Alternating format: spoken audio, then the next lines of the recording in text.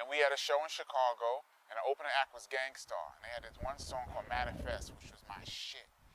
I remember meeting them, and I remember I walked up to Premier, because I was just learning how to DJ, so I gravitated towards a DJ, and I was like, hey, how you doing? You know, I'm Kenny Parker, and I really like Words I Manifest. That's my shit. And he was like, you know, he's very humble. Preem is super humble. And he was just like, thanks. So I used to see Preem around, and we became friends. So one day I saw Preem, and he used to have an MPV with the greatest system of all time. I don't care what system you ever had in any car you ever had, it was not better than this system that DJ Premier had in this MPV. I used to call it portable mastering. It was so crystal clear and dope. He was like, yo, I really like Sex and Violence. Yo, Sex and Violence is the shit. And we got in his car, and he had the cassette, and he put it in, and he was playing some of my tracks that he liked. And I'm like, wow, coming from you, I mean, I don't know how many albums Gangstar was in. Gangstar might have been 2 albums in 92, maybe 3.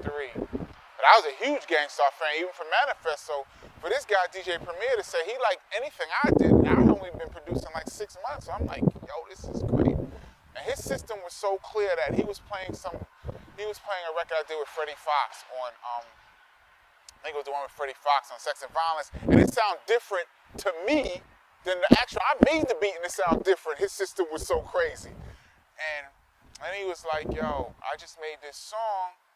Tell me what you think. It's called DWYCK. And he's like, there's 2 versions of it. One with horns, one without horns. I just want you to tell me what you think.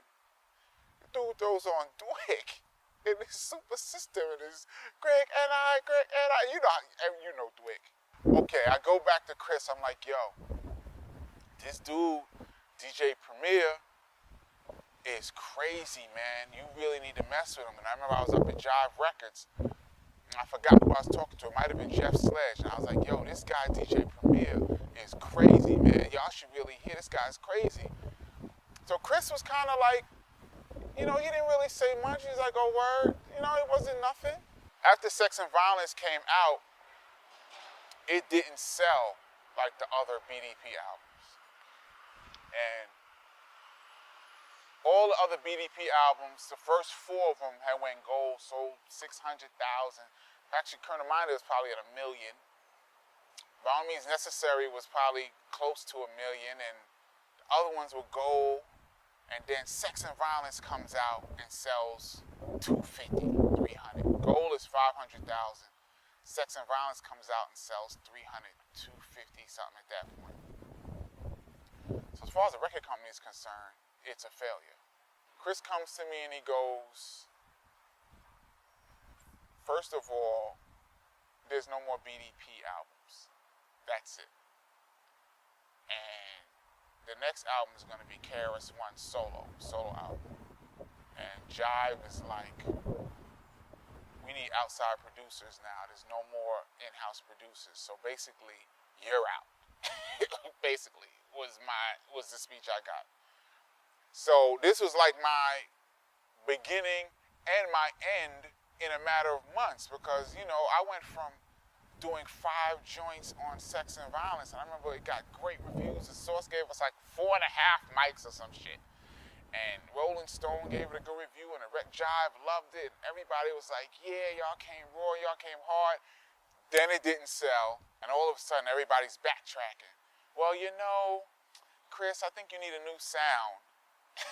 So basically, new sound means I'm out. And if you look at Return to Boom Bap, Premier did probably half.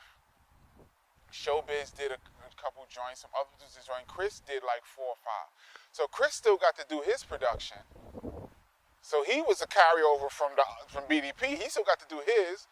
And the other new producers. So the only person that was really out was really me and Pal Joey. Pal Joey did Love's Gonna Get You, and he did Duck Down. Me and Pal Joey were out the door. And so it was kind of like, damn. So he gave me this speech like, you're not going to be producing on a new album.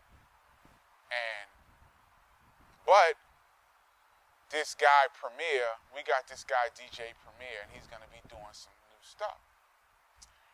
But Chris is saying it to me like it's a new idea. Like we just discovered this guy, DJ Premier. And I'm like, wait a minute.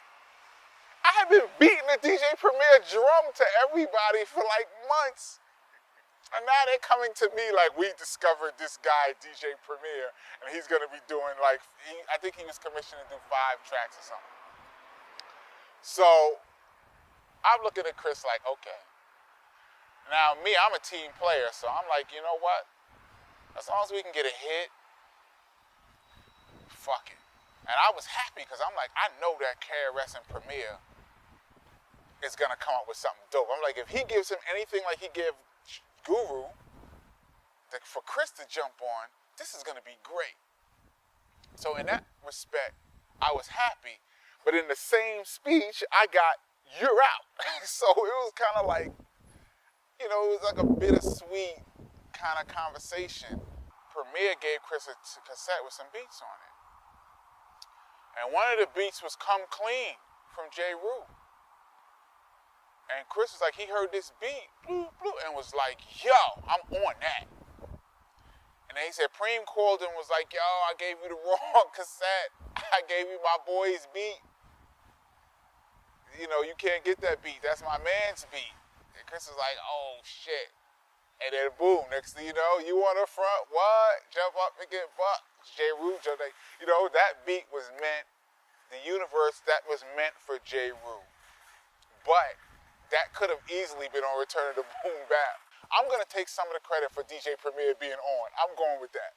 Even though nobody's going to give me mine, I'm giving me mine right here.